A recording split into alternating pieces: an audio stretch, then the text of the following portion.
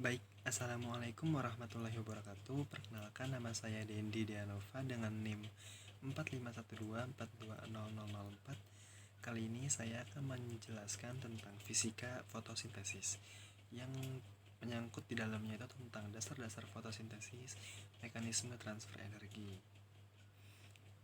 Oke, kita mulai. Yang pertama dimulai dari pengertian fotosintesis. Nah, fotosintesis adalah proses yang menghasilkan gula dari dua bahan mentah sederhana, yaitu karbon dioksida dan air dalam klorofil, zat hijau daun pada tumbuhan.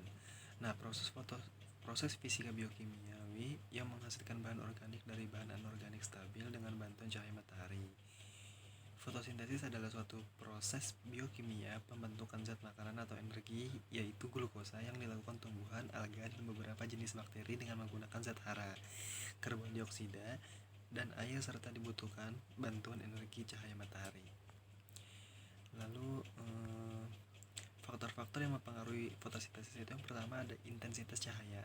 Nah, laju fotosintesis maksimum ketika banyak cahaya. Yang kedua itu ada konsentrasi karbon dioksida.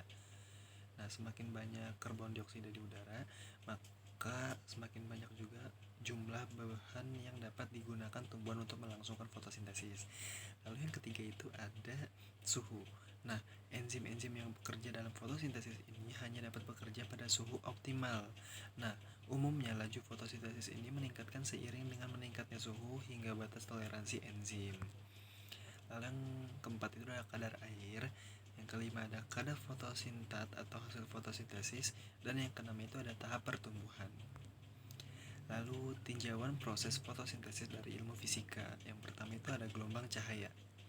Nah, proses fotosintesis diawali dengan penangkapan foton oleh pigmen sebagai antena. Nah, pigmen klorofil ini menyerap lebih banyak cahaya, terlihat pada warna biru sekitar 400 sampai 450 nanometer, dan warna merah itu 650 sampai 700 nanometer. Nah, dibandingkan hijau 500 sampai 600 nanometer. Cahaya jauh ini akan dipantulkan dan ditangkap oleh mata kita sehingga menimbulkan sensasi bahwa daun berwarna hijau. Fotosintesis akan menghasilkan lebih banyak energi pada gelombang cahaya dengan panjang tertentu. Lalu sifat-sifat cahaya matahari itu, yang pertama ada cahaya merupakan energi, lalu jarak antara puncak gelombang elektromagnetik disebut panjang gelombang. Lalu keseluruhan kisaran radiasi ini dikenal sebagai spektrum elektromagnetik. Lalu cahaya tampak merupakan spektrum matahari yang sampai ke bumi dan berperan dalam proses fotosintesis. Lalu cahaya dapat diserap, dipantulkan, dan diteruskan. Lalu ada hukum kekekalan energi. Energi tidak bisa diciptakan, juga tidak bisa dimusnahkan. Lanjutan fotosintesis yang selanjutnya adalah bahwa dalam proses pada digambar ini adalah energi mengalir ke dalam suatu ekosistem yang sebagai cahaya matahari dan meninggalkannya dalam bentuk panas.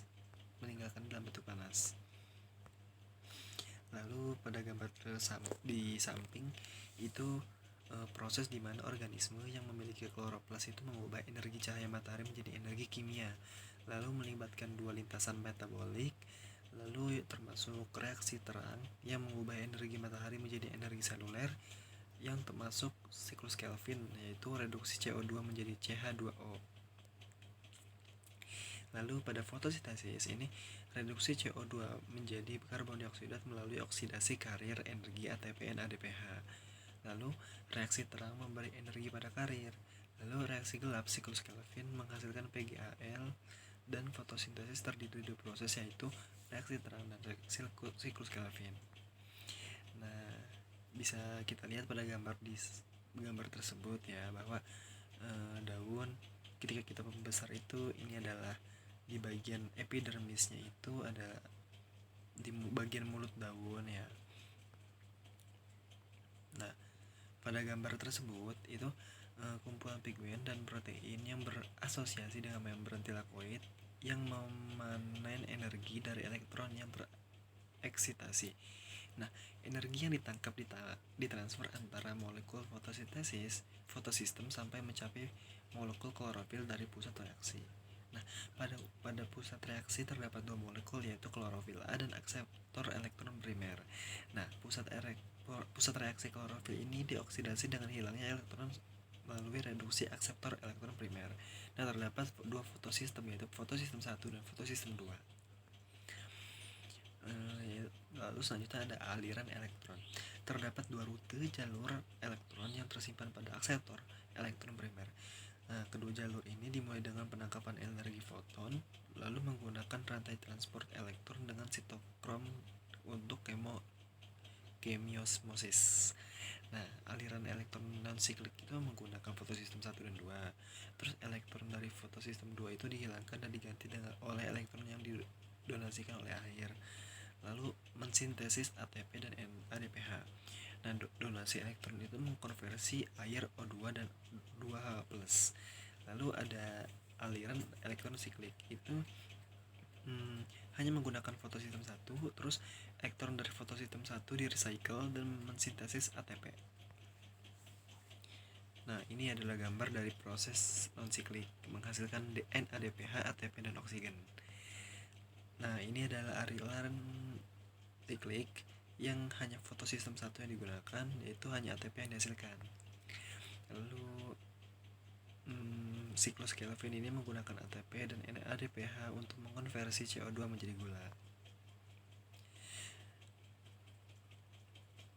Lalu kita mengenal ada berbagai macam tanaman ya berdasarkan reduksinya, yaitu ada tanaman C3, C4, dan CAM. Nah, apa sih perbedaannya ya?